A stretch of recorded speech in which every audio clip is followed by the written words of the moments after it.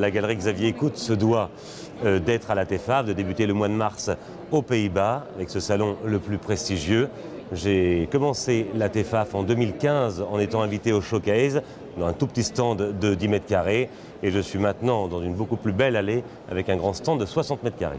Le bestiaire de la TEFAF est composé d'animaux plus ou moins attendrissants, plus ou moins exotiques. Il y a notamment 2 canards d'Yves de Couette-Logon. C'est une pièce unique en granit de 1938. C'est un artiste confidentiel mais avec un talent incroyable qui n'a fait que des granites ou des marbres durant sa vie, et c'est une œuvre très tactile que l'on aime caresser. Parmi le zoo que j'ai exporté aux Pays-Bas, il y a un lama. C'est une œuvre vraiment rare de Gaston Le Bourgeois.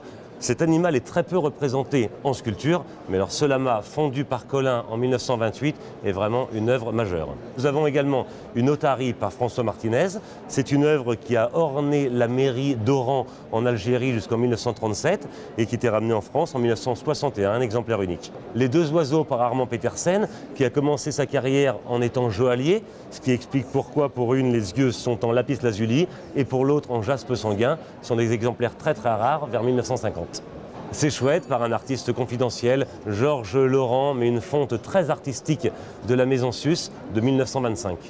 Et j'expose également cet éléphant de Géo Lefebvre de 1909, bien avant que Bugatti ait fait son éléphant d'Asie, mais il est en chêne, c'est un matériau assez rare dans mon domaine, exemplaire unique, sculpté à la gouge de 1909. Nous clôturons donc ce premier trimestre à Maastricht avec cette merveilleuse TEFAF, avant de nous envoler pour Hong Kong au mois de mai. Nous serons en octobre à Londres, puis fin octobre à Paris pour le Salon Sublime.